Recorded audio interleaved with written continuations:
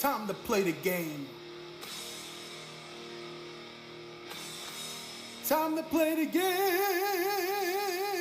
I played the game, and you know what? I absolutely love this game. I feel like there was like no doubt that I was going to like Sonic X Shadow Generations. After all, Sonic Generations is my favorite Sonic game gameplay wise. Not story wise, of course. That goes to Sonic 06. But other than that, I had such a fun time. And of course, adding on a whole new Shadow campaign to Sonic Generations, you're instantly gonna have me. You're instantly gonna have me interested. And of course, I'm going to have a fantastic freaking time. And that I did. I had a fantastic time. It was so fun. Everything was so fun to play. It was just amazing. Do want to get the Sonic Generations part out of the way. I don't have much to say there. There's a few things I want to say, but I do have some things to say. So Sonic Generations played just the same as original Sonic Gens. I think the one thing that they did add that was new was the drop dash. Guys, I have to admit, that tripped me up. Every time I would press the jump button or I would hold it down for too long, especially when you make contact with the ground, bro, I would just like dash off the stage. I'd dash off into a pit. I was not ready for it. Every time that it happened, I kind of was just like, oh, okay, well, that's great.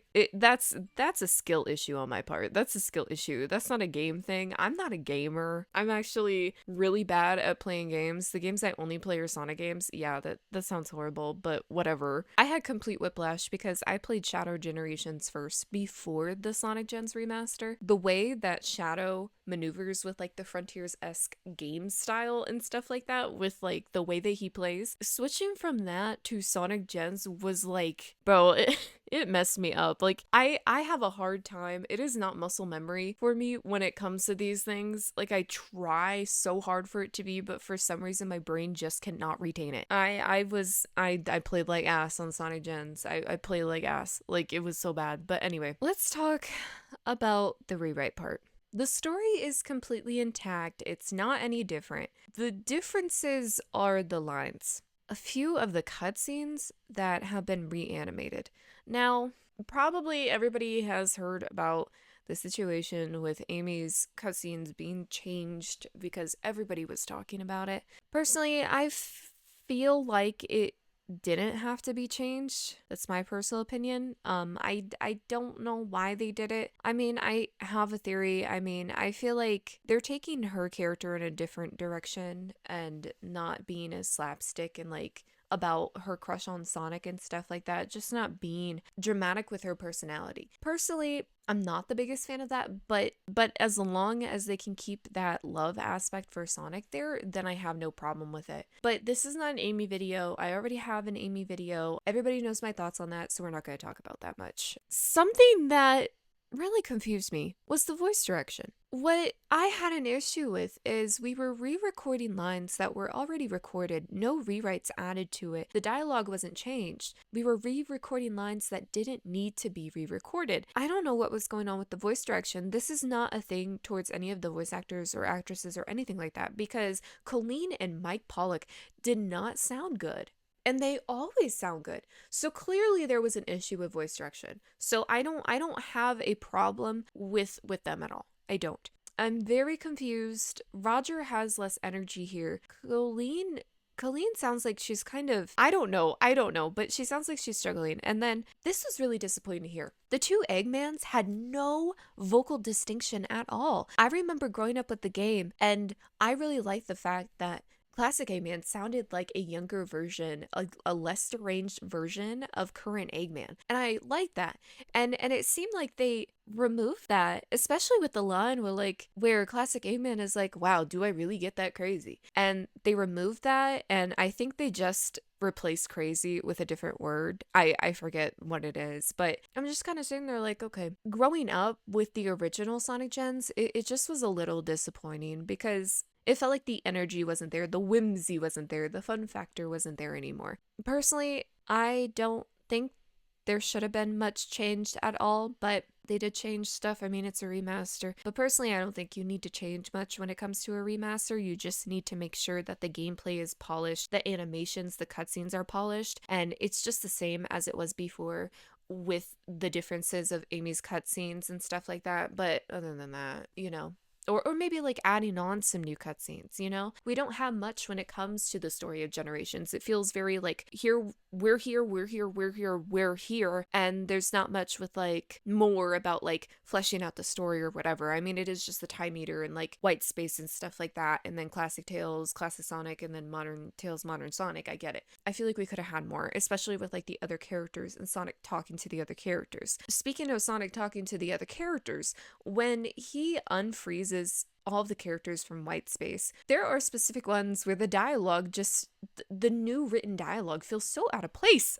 Especially, and you've probably seen the one with like classic Sonic and then Knuckles is like, tell me, where is my island? And then classic Sonic rubs his stomach like he ate it. like he ate the island? Like, what is going on? Like, there had to be a better way to approach that, but I don't know. It's like they just didn't want to change classic Sonic's animation there. But I don't know. Those are my personal gripes with the Sonic Gens remaster. Gameplay wise, amazing, so fun. I don't have an issue there. I never have an issue with Sonic Gens, so I don't have much to say when it comes to that. So let's move on to Shadow Gens, because that's what I'm actually excited to talk about. Okay, first of all, soundtrack is banger. Why would it ever not be banger? It's Sonic we're talking about. It's amazing, bro. Bro, what I love about Shadow Gens, his part, he's just so fun to play. I feel like I have so much control over Shadow, and like it's just so fun. The different alternate paths and stuff like that, you feel like you're actually getting a reward when you do them, and this game is just so creative and I love it so much. I would have no issue if this is the direction that they were going to take every Sonic game. Well, not every Sonic game, of course you're gonna have to switch it up and stuff, but the future Sonic games coming forward. This was so fun. My favorite act was of course Kingdom Valley. Bro, I love Sonic 06, even with its flaws and all. They nailed it with the aesthetics. They nailed it with the soundtrack. They nailed it with the overall aura of Sonic 06, and I loved Kingdom Valley. But it was just so fun. It's just so fun to play. And yeah, it had to be my favorite there. Now let's move on to the Doom morphs. Bro, my favorite Doom morph has to be Doom Blast. It just is so satisfying, like punting a Black Arms alien, and then you spawn right there, and then you end up right there, and there you go. Like, it just so nice. It just feels so nice. But the other Doom morphs, of course, they're great. They're awesome. Except I did have a hard time with Doom Squid, but I did see that majority of people did have a hard time with Doom Squid. I was able to get a handle on it, and then I did what I had to do to like get past the main stuff, like the main story. I'm not a master at it, of course. I'm not a gamer, guys. I'm not a gamer. I was able to do what I had to with that. Now, bosses. BioLizard's so fucking fun. BioLizard's model is so fucking cool. I don't have much to say there. And then Metal Overlord, yo, that was fun too. That was so fun. I just love how Shadow is like shit talking, like smack talking Metal Overlord and shit, and he's like, oh, I don't think he actually, like, he didn't say it specifically, but like, Metal Overlord is like, I'm the true ultimate life form. And then Shadow's like, what? Bitch? Excuse me? And then he's like saying stuff like he'll never be Sonic. Bro, Shadow only defends Sonic when Sonic's not there. Like, it's cute. I'm really glad that they added Metal Overlord to Shadow's part. I feel like that was honestly very necessary. Like, we didn't get much when it came to Shadow and Sonic Heroes. So seeing that, of course, Shadow being able to defeat him in his base form, apart from having like the Doom Surf or like the Doom Spears, it still was cool. Now, the man of the hour, Mephiles, bro. Oh my gosh, dude. I was so excited for this, and I was not misled. This was a good boss fight. It was so fun. Mephiles' model is so good, dude. It is so nice seeing him with a new model. It's so good. And then just like, I'm sorry. Okay, hold on. Bro, why is his voice kind of, like, what I do, of course I do miss like the deep, like ever-looming threat that Mephiles' voice was before. It was deeper and it was more dark. And now we have it more desperate, and it's definitely higher pitched. He's more desperate, like he wants to cling on to life now. And I know that's because they I don't know if they necessarily had to get a new voice actor, but they recasted Mephiles. It's not something that I'm going to write home about. It is fine. And with how they wrote him here about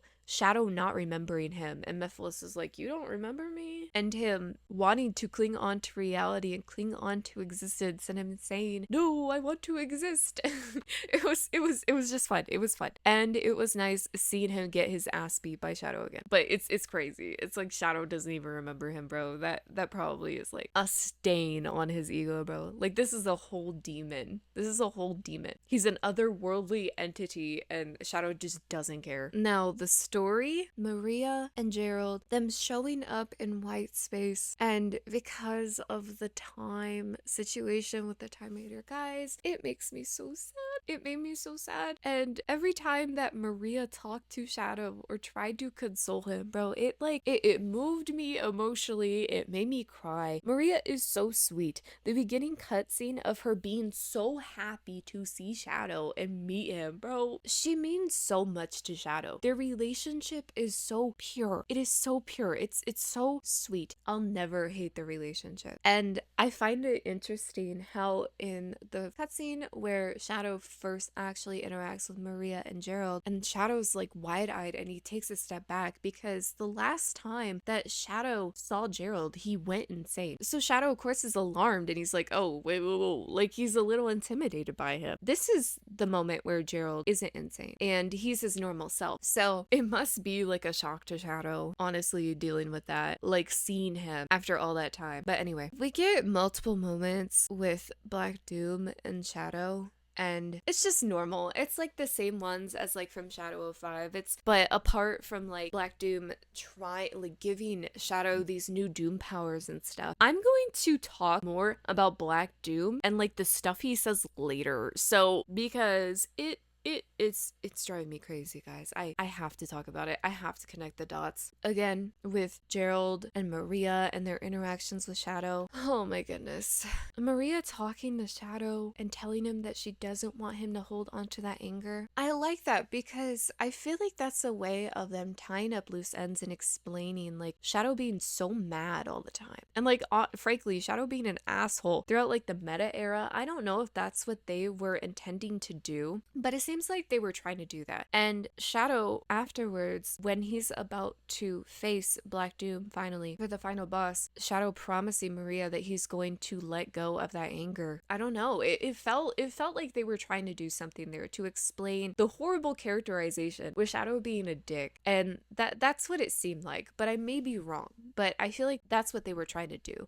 And honestly, I'm perfectly fine with that. I think that's a good way to do it. Honestly, I like the story for what it was, especially with only just 7 hours of this campaign. It's not a fully fleshed out game. It's only a few hours. I feel like they did what they had to do here. The story, of course, I wanted more. I mean, who wouldn't want more? It's really good. And there probably would have been a lot more that they could have done if they had more time. But I just love seeing Maria's caring nature for Shadow and just being so sweet to him. She's Shadow's rock, like she's Shadow's center. She keeps him an emotional check, and we see that a lot more here. I love Maria, guys. I love Maria. But anyway, of course, near the end, when Shadow can't accept that he has to let them go after he corrected the time situation by defeating Black Doom on his end, because Sonic still has to correct it by defeating the Time Eater. When they're fading and Shadow is saying that he could stop Rouge and get the Chaos Emerald and stop time, and Maria's like, no, we don't want to be stuck in a certain moment in time. It's so sad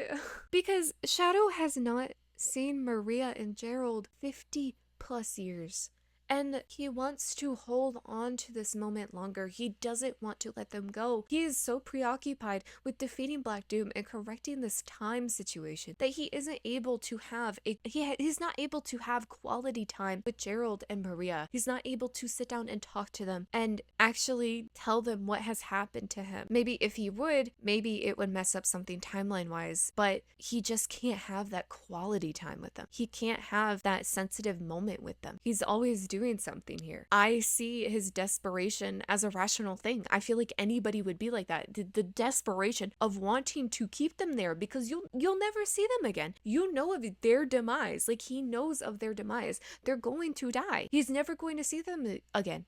And the time that he is seeing them now, he's not able. It's so tragic. He's not able to actually talk to them. So of course he's wanting to get as much time as he can with them, but realistically he can't. He can't. And so when Maria touches her forehead to his, it is just the sweetest moment. That is when I started crying. And I just, bro, it's so sad. When he holds both of their hands, when he realizes they're fading away, it kills my heart, guys. It kills my heart. But anyway, and then Shadow runs off because he just cannot handle it. He can't handle the fact that he has to let them go again. And he doesn't get the chance to talk to them. He's running off, and then Rouge is following behind him, and then a tear falls from his eye, but we can't see it. And I feel like that was the perfect way to convey Shadow's sadness, Shadow crying. It's the perfect way. We can't see him from the front actually crying, but we do know that he's crying because a tear falls and it flows back to Rouge, and Rouge, it falls on her face. Perfect way. It's the perfect way to convey Shadow crying. And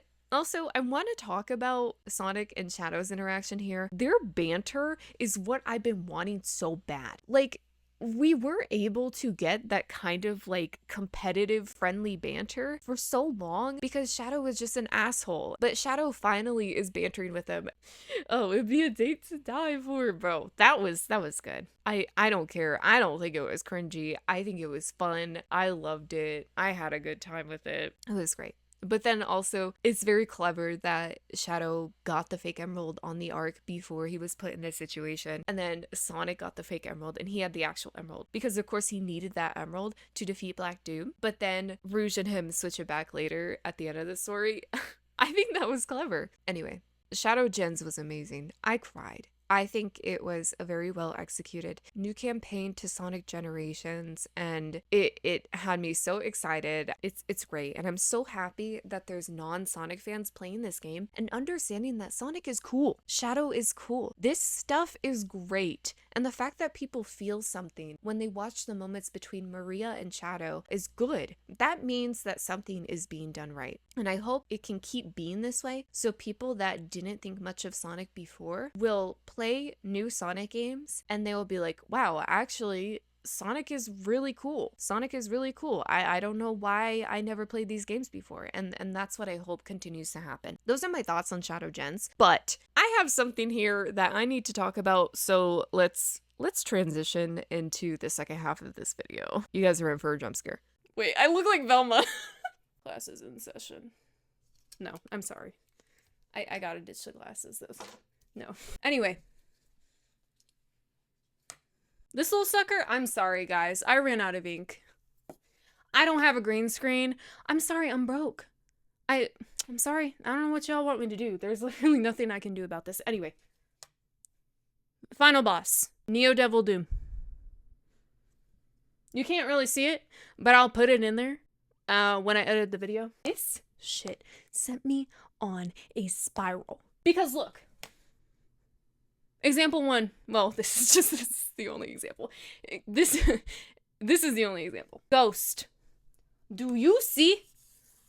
They have like this bulb. It's like they look like a blossoming flower, right? So this is the orb of the flower, and this is the orb of the flower. They have these tentacles coming out. They have these weird little petal shits. What is that? And the reason why I bring this up is because we need to talk about the theory when it comes to the ancients and the Black Arms, and the Black Arms theoretically being a mutated race of the ancients.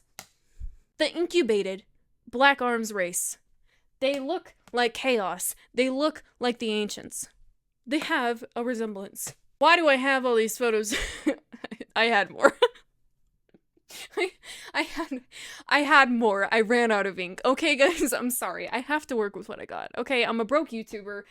I can't do much, okay? Because of this. Because of Chaos Island being in Shadow Generations. Everybody was talking about it. They were like, oh, they're just reusing assets. Oh, they're just reusing assets from Frontiers because that's what Sonic likes to do, right? No. There is a reason why this is here. I'll tell you right now. In the game, when you go over the dialogue, especially with Gerald, I believe it's near the end of Shadow's story. You can talk to Gerald. Gerald mentions something about how time is non-existent in the white space or something along those lines. And he says there may be things from Shadow's future that would be here because time does not flow like how it usually does because of the repercussions of the Time Eater and affecting time. So, this means something. This is not a reused asset. This is not a reused stage. You know what this means?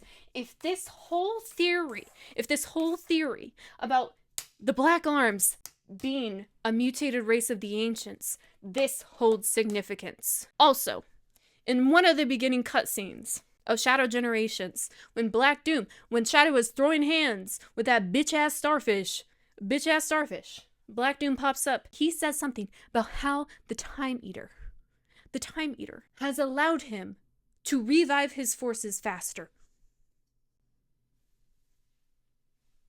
Revive your forces faster? So you were planning on coming back? I'm sorry. That also, with the Black Arms larva that we saw in Dark Beginnings, episode 2, that has Black Arms DNA.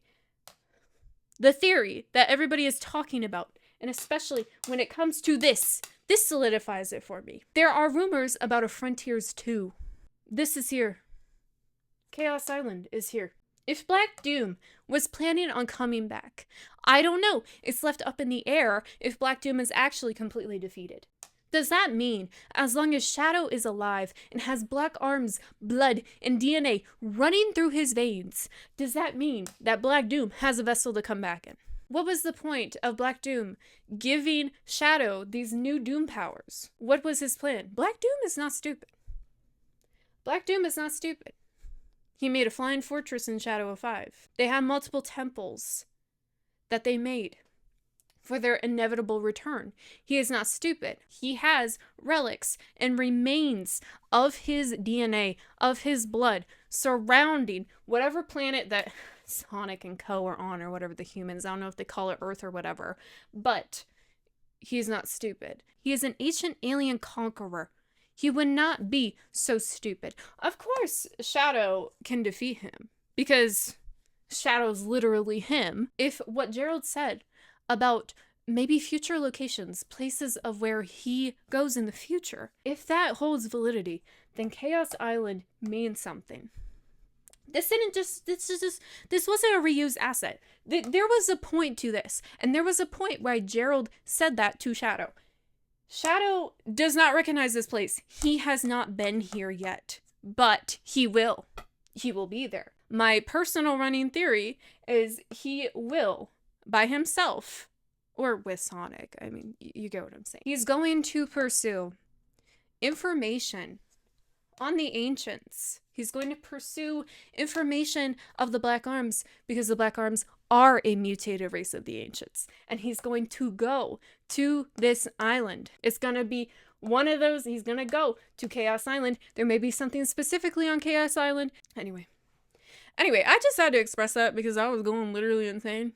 This may be a design coincidence, but this feels very similar. I'm sorry, that has to be similar. And then this is driving me insane. And that just, guys, I can't. Like, Sonic lore is crazy. The Sonic story is crazy. I know everybody has their gripes with Ian Flynn, but they're connecting stuff. I see that as a positive. They're expanding on the Sonic lore. That's what I like. Anyway, my closing thoughts. After I went on my insane rant. Shadow Generations was good. Sonic X Shadow Generations as a whole was a good remaster. Very happy.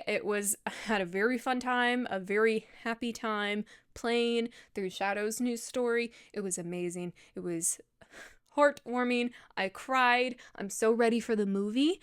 Anyway, I had to talk about that. Hi everyone, this is my face. I'm sorry if I disappointed anyone. To everyone watching, have a good day and have a good night. Bye-bye.